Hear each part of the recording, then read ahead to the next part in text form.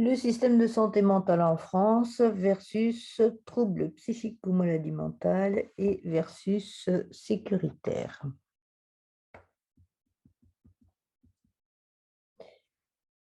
Le système de santé mentale en France est souvent assimilé au système psychiatrique et maladivement aux troubles et aux pathologies mentales et psychiques.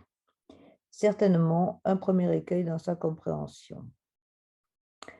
Même si le sens commun assimile aisément le système de santé comme étant le système médical du soin dans tous les domaines. Un autre écueil est dans son versus sécuritaire, qui fait de la psychiatrie un secteur très spécifique. Une complexité dont les RU et les pairs advocates sont conscients et conscientes, intègrent dans la nécessité de faire valoir les droits humains, dont la Convention internationale relative aux droits des personnes handicapées et les politiques de santé homosiennes, notamment. L'enjeu serait de tendre vers des environnements de santé, donc inclusifs, et de penser alors comment un tel système pourrait y contribuer.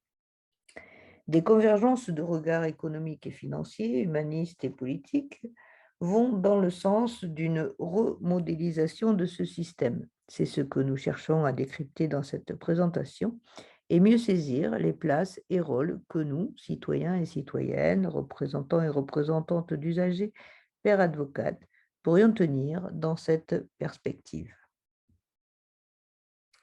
Une prévisualisation en 2021 de la Cour des comptes de ce que pourrait être le système de prise en charge en santé mentale selon les symptômes ou pathologies, qui donne à voir le fait que si c'est une prévisualisation, c'est que ce n'est pas ainsi que se passe la prise en charge, que peu de symptômes seraient encore pris en charge hors de la psychiatrie, que le critère de l'emploi et de l'insertion professionnelle semble jouer un rôle déterminant dans le traitement psychiatrique, de quel symptôme relève ce critère, et enfin que ce tableau relève des manques importants si l'on pense un environnement de santé, un environnement inclusif.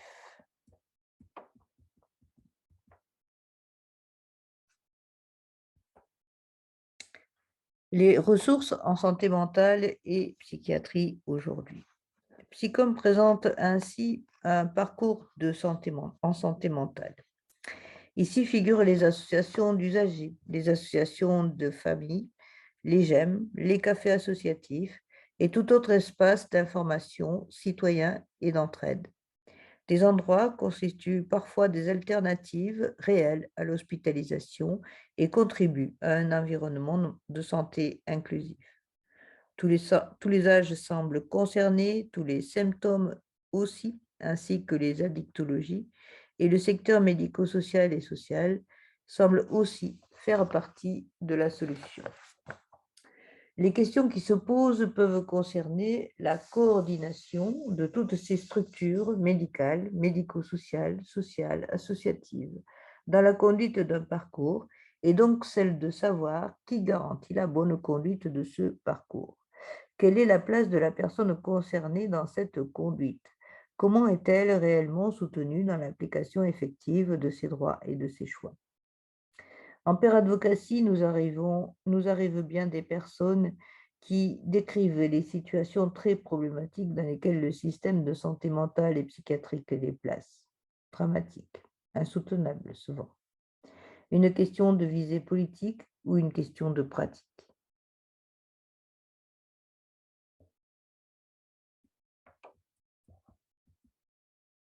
Pour une politique en santé mentale, dont la visée serait effectivement le libre choix et les droits des patients. Encore une fois, cette présentation pourrait bien passer à côté de cette visée, car il n'est question que de soins médicaux et peut-être médico-sociaux, mais professionnels et institutionnels presque exclusivement. La santé n'est-elle pas un sujet suffisamment grave pour la laisser seulement entre les mains de ceux-là? Bien sûr, les RU et autres défenseurs des droits participent à quelques-unes des instances repérées dans cette présentation, comme les plans territoriaux de santé mentale et les conseils locaux de santé mentale. Mais les objets de travail de ces instances concernent encore davantage l'optique d'un ou plusieurs CEPOM que l'idée de fabriquer un territoire de santé au sens de l'OMS.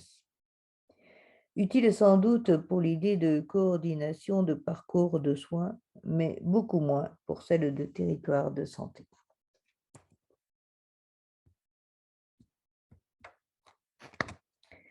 Les principales lois qui ont structuré le système de santé en France étayent ce dispositif de soins. Avec la loi du 4 mars 2002 vient l'instauration d'une démocratie sanitaire et des instances jusque dans les services et établissements hospitaliers dans lesquels les situations problématiques des usagers peuvent être examinées au regard des droits des usagers, les CRU, qui sont devenus les CDU. La loi du 29 juillet 2009 qui crée les ARS structure le système de santé et médico-social et social, avec les évaluations externes de la qualité des services et établissements sociaux et médico-sociaux. Elle consolide en principe le dispositif favorisant la participation sociale, les droits et les libertés des usagers. N'oublions pas que dans le champ du handicap, la loi de 2005 relative à la citoyenneté, la participation sociale et l'égalité des chances des personnes handicapées est votée, ainsi que la Convention internationale relative aux droits des personnes handicapées est votée et bientôt ratifiée par la France en 2010.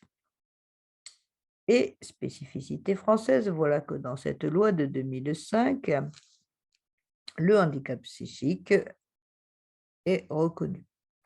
Aujourd'hui, les évaluations externes pilotées par l'ANESM deviennent des dispositifs de certification pilotés par la Haute Autorité de Santé à destination des ESMS et des établissements de services de soins hospitaliers, y compris psychiatriques.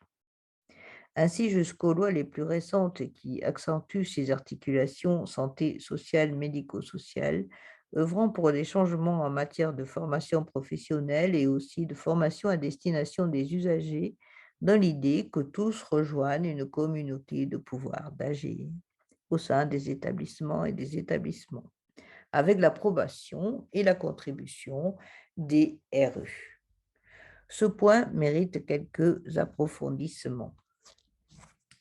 Et là, je vous prie de vous connecter à France Santé pour suivre le webinaire du 1er juin 2022, réalisé en partenariat avec la Haute Autorité de Santé concernant la démarche de certification dans laquelle les RU sont impliqués. Au passage, je rappelle la formation obligatoire des RU faite par France Asso Santé pour prétendre jouer ce rôle dans cette institution. En tout cas, dans cette démarche intervient le patient traceur et confirmer le partenariat professionnel usager dans tous les domaines de la santé et de la psychiatrie aussi, malgré ses spécificités. Ces personnes ne peuvent, comme vous le savez, exprimer aussi aisément que d'autres leurs besoins de diagnostic, de prise en charge ou d'accompagnement. Ces personnes peuvent troubler l'ordre public. Une prise en charge sécure est nécessaire. C'est l'action de proximité pérenne et permanente qui leur convient. Ce constat amène la Cour des comptes à étendre la représentation institutionnelle des usagers aux différentes instances du système de soins, aux associations d'usagers en santé mentale et des familles. C'est un peu mieux le cas aujourd'hui, surtout pour l'UNAFAM et la FNAPSI, en tout cas. En conclusion, quel est le rôle institutionnel attendu du RU? Avec la démarche des certifications, nous voici avec des usagers acteurs, des usagers traceurs, nous le savions déjà, patients experts, et semblent définitivement partenaires de son parcours de soins. Nous voici également avec une mallette outils pleine de référentiels, de méthodes, de guides conçus par la Haute Autorité de Santé. Le tout est un téléchargement sur le site. Les RU doivent veiller à l'application des différents critères qualité et doivent initier des projets d'usagers qui devront être coordonnés au plan d'amélioration de la qualité des soins gérés par la direction des établissements. D'après les témoignages de quelques RU déjà engagés dans cette démarche, il semble que ce soit une activité très prenante, même si elle leur apporte beaucoup de satisfaction en termes de reconnaissance, surtout. Les professionnels semblent y trouver la satisfaction de recevoir une aide importante dans leur action et relation avec les usagers. Et la direction y trouvera la satisfaction de recevoir la certification de la qualité des soins. Le bémol demeure dans une manière de penser la prévention, c'est-à-dire des environnements de santé, des environnements inclusifs, la vie.